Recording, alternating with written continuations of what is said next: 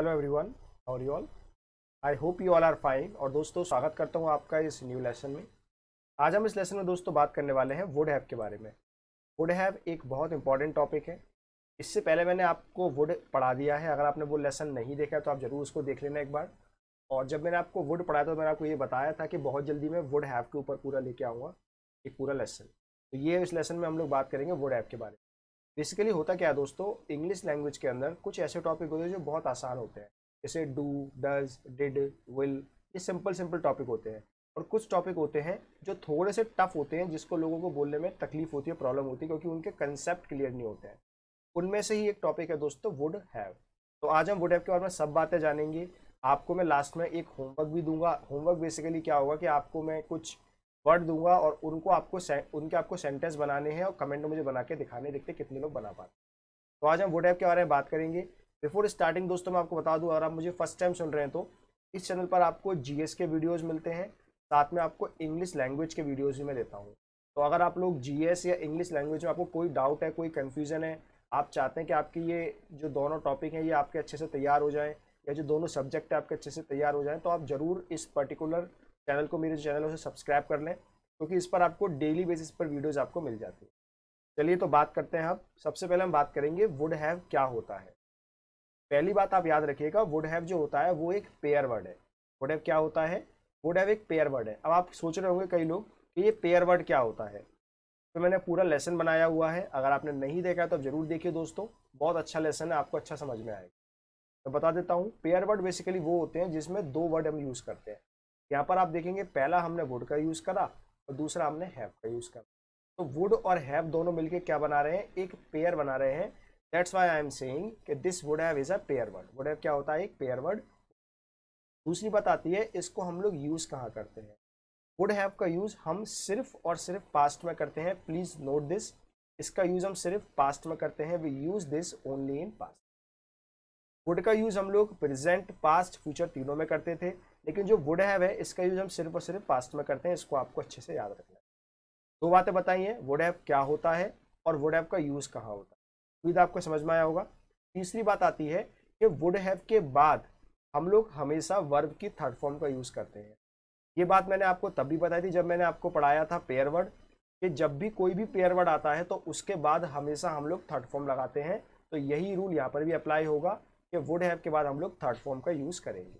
तो ये तीनों पॉइंट आपको याद होने चाहिए। वुड हैव एक पेयर वर्ड है, वुड हैव का यूज सिर्फ पास्ट में करेंगे, और वुड हैव के बाद हमेशा थर्ड फॉर्म का यूज करेंगे। जैसे मान लीजिए टेक आ रहा है तो हम यूज करेंगे टेकन, कम आ रहा है तो हम यूज करेंगे कम, कम केम कम, कम की थर्ड फॉर्म कम ही होती है। तो यहाँ पर ये तीन बातें आपको अच्छे से पता होनी चाहिए अबाउट द वुड हैव। ठीक है, अब बात करते हैं दोस्तों कुछ सेंटेंस के बारे में। वुड हैव का सेंटेंस हम बनाएंगे एक प्रैक्टिकल एग्जाम्पल के थ्रू। जैसे मान लीजिए मैंने आपसे पूछा क्या तुम कल आए थे, तो मैं कैसे पूछूंगा? मैं पूछूंगा did you come yesterday. Did you come yesterday, past की बात तो डिड का यूज करा। अब इसका आंसर आपके दो तरह से आ सकते हैं। एक तो आप बोल सकते हैं हाँ मैं आया था, या फिर आप मना कर सकते हैं मैं नहीं आया था। तो अगर आप ये बोलेंगे कि मैं आया था तो आप बोलेंगे आई केम यस्टरडे। अगर मैंने आपसे पूछा क्या तुम आए थे, आपने कहा कि हाँ मैं आया था, तो आप बोल देंगे आई केम यस्टरडे। बात वहीं पर खत्म हो जाती है। अगर दोस्तों आप मना करेंगे कि मैं नहीं आया था, तो आप क्या जवाब देंगे इसका? आई डिड नॉट कम यस्टरडे। क्या बोलेंगे आप? आई डिड नॉट कम यस्टरडे। जब आप ये बोलेंगे कि मैं कल नहीं आया था, तब मैं यहाँ आपसे पूछूंगा कि भाई ये बताओ आप कल क्यों नहीं आए थे। तो मैं क्या पूछूंगा? Y didn't you come yesterday.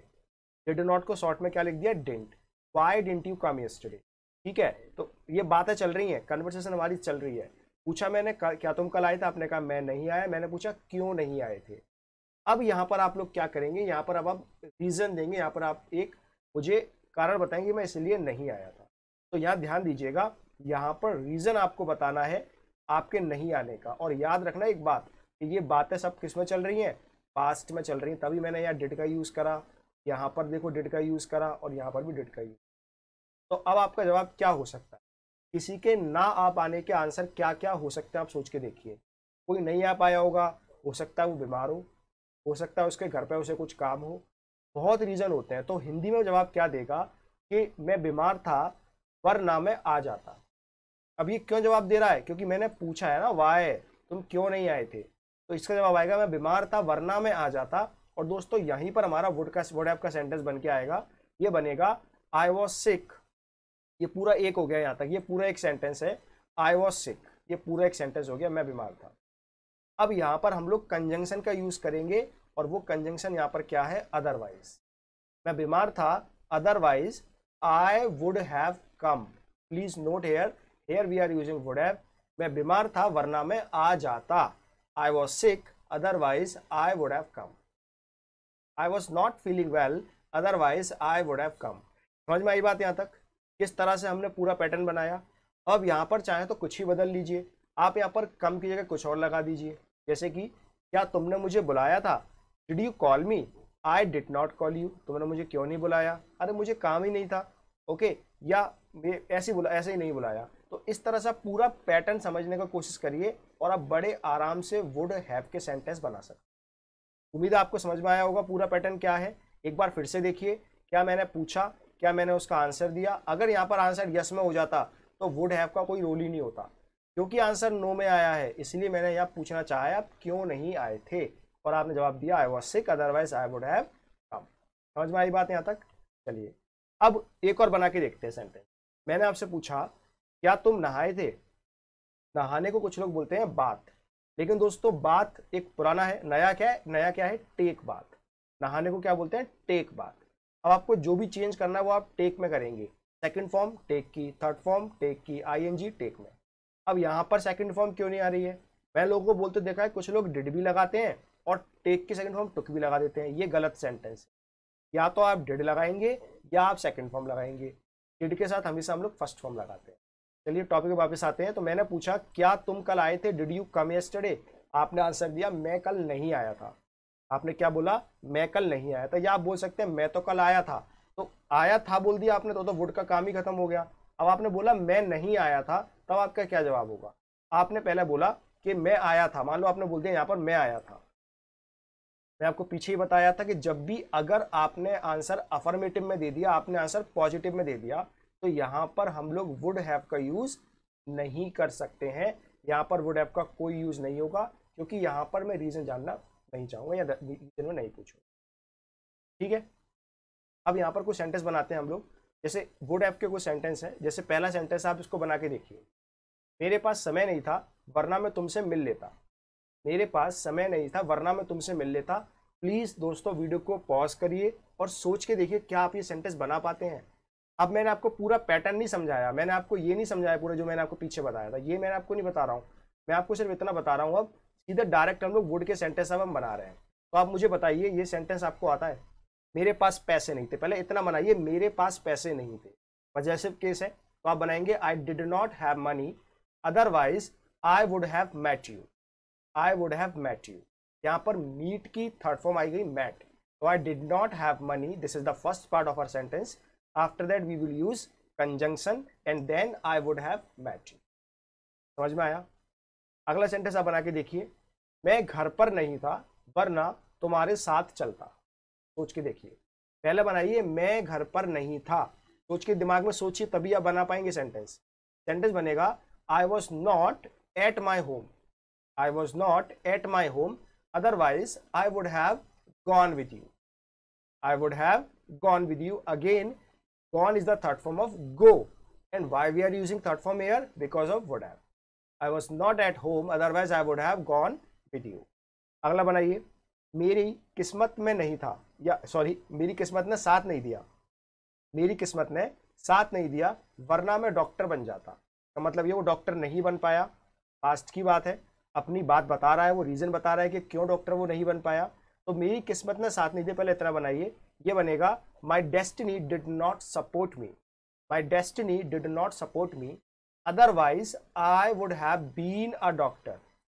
अब यहां प्लीज समझिए, यहां पर बीन क्यों आ रहा है, वो इसलिए आ रहा है क्योंकि डॉक्टर जो होता है वो एक नॉन वर्क होता है, और जब भी कोई नॉन वर्क आता है दोस्तों, या नो एक्शन आता है, तो वहां पर हम लोग बी का यूज करते हैं, और हैव आ रहा है इसलिए हम लोग यहाँ पर बी की क्या लगाएंगे, हम लोगों ने बीन का इस्तेमाल। ज़्यादा जानकारी के लिए आप मेरा बी का एक टॉपिक देख सकते हैं, मैंने इसी चैनल पर आपको वीडियो बनाया है बी, उससे आपको समझ में आ जाए। तो आई क्या बनाइए, my destiny did not support me otherwise I would have been अ।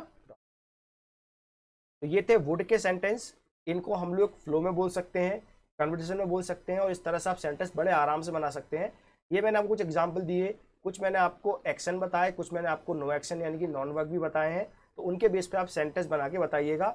अब यहाँ पर आता है दोस्तों आपका टास्क। आपको मैं कुछ सेंटेंस दे रहा हूँ, आपको मुझे बना के बताना है। उसने मुझे पढ़ाया नहीं वरना मैं कुछ बन जाता। I am not going to tell you. आपको बताना है कि आपको कौन बताना है कि आप इसको बना पाएंगे नहीं बना पाएंगे। पहला सेंटेंस। दूसरा है पुलिस समय पर नहीं आई वरना चोर पकड़ा जाता। मतलब पुलिस समय पर नहीं आई, चोर भाग चुका है। तो ये दो सेंटेंस आपको बना के बतानी है मेरे को। देखते हैं आप में से कितने लोग इसको बना पाते हैं। तो दोस्तों ये था video about the wood have. मैं उम्मीद करता हूँ आपको वीडियो अच्छा लगा होगा, आपको वीडियो से सीखने को मिला होगा। अगर आपको दोस्तों ये वीडियो अच्छा लगा है तो आपको वीडियो को पता है, आपको लाइक जरूर करना है वीडियो को, और आप कमेंट में बता सकते हैं आपको वीडियो कैसा लगा। आपका कोई वीडियो आप चाहते हैं, डिमांड है आपकी कि मैं वो वीडियो बनाऊँ, उस टॉपिक पे वीडियो बनाऊँ, तो आप मुझे बता सकते हैं।